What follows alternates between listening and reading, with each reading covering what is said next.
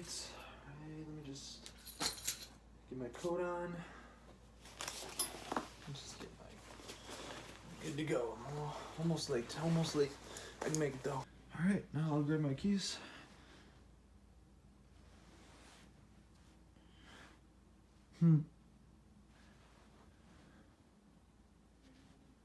I just left them there. Okay. Where did I thought I put them.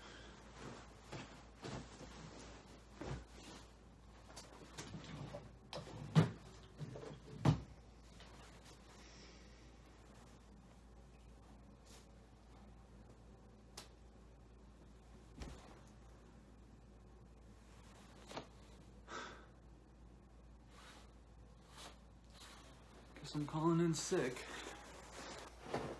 What's going on, everyone? I'm the casual reviewer. I'm the fine line between critic and casual viewer. And I saw Escape Room. This is the first movie I've seen of 2019, and if you haven't heard of it, I don't blame you. It's not like a huge movie, and I haven't seen a lot of marketing for it, but I can give you the synopsis of what it is if you haven't already guessed. But it's actually a horror mystery thriller. I would say it's more of a mystery thriller than it really is a horror, because there's no jump scares and there's nothing popping out at you at all. But it's kind of set up like Saw, so the only thing is if it was Saw rated PG-13. So essentially it's a group of people that get thrown into an escape room. They all get sent messages from someone that either they love or someone that they know, inviting them to this place where they hold an escape room, and the winner of this escape room gets $10,000. Now, most people in this understand what an escape room is and know that there's no harm to your typical escape room and nothing bad about it. That's what this movie is. It's a group of people trying to get through room to room and then figuring out that this is not a typical escape room, that it's actually life or death. From the very get-go of this movie, I was sucked in.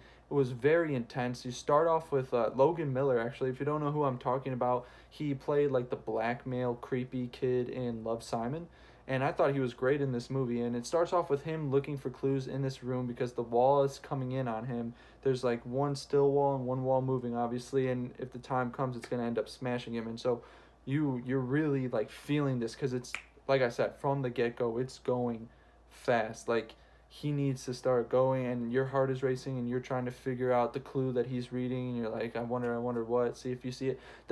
That's something that I really love about this movie that I also liked about Searching. I feel like while they're investigating certain things, you're also investigating with these characters and you're invested.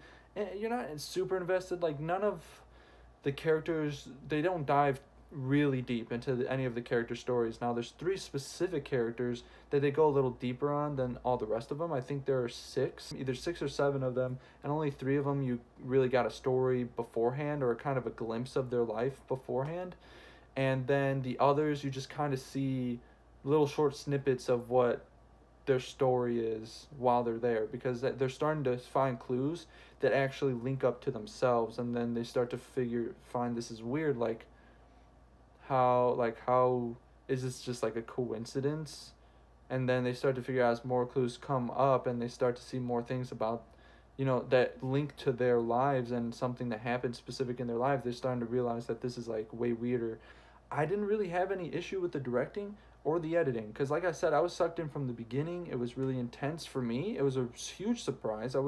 I came in with very low expectations, knowing that it was January and there wasn't much marketing, and just, this kind of plot is just set up for a lackluster film, in my opinion, and from what I've seen. So I didn't expect much from it, but it really did surprise me. The real only issue I have, other than the little, like, tropes of a mystery thriller or a horror or whatever, not jump scares, because there's none in this one, but other than those, the only real issue I had is I kind of wish this was rated R. I feel like they kept it PG-13 so that teens can go see it, because they won't get ID to go and see this mystery thriller now, and it's mostly a teen demographic that goes to escape rooms, so it kind of fits them. So I kind of understand, but I think this movie would have benefited heavily if it was rated R, because all the deaths that happen in this movie are kind of lackluster, because you don't see see something crazy happen. Like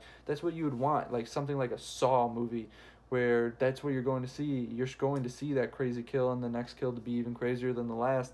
And in this one, they just kind of die in certain ways that, you know, would be terrifying, obviously, in real life, obviously, of course. As far as for like film, for a film like this, it kind of was just like, he died. And so with that, you're less interested in the kills and you're more interested in just the mystery and seeing who gets to the end. I still enjoyed myself. I'd go see it again if a friend wanted to go or something, and I think that is a sign of a movie that is particularly interesting. So if this sounds interesting to you, if you think you might like this, if you know, you're not interested, if you don't like Saw because of all the blood and guts, but you like the concept of it, this is literally the movie for you. It's perfect for you then. I'm gonna give this one a 6.4. I'm gonna give it a 6.4, not 6.5. Not gonna give it that half. Yeah, I'm gonna give it a 6.4 out of 10, which is still really good for me. And you know, 6 is like good, is like a solid movie. So 6.4 is a little above good. And yeah, so I hope you guys have a great day. I hope you enjoy this. If you want to see more reviews, again, since it's 2019, I will be coming out with far more reviews. I'll be trying to stay on top of all the movies that I see and putting out all this new content, all right? So go ahead and leave a subscribe if you do. Did you like it? Did you not? Leave a comment on whether you did. And with that, I hope you guys have a fantastic day.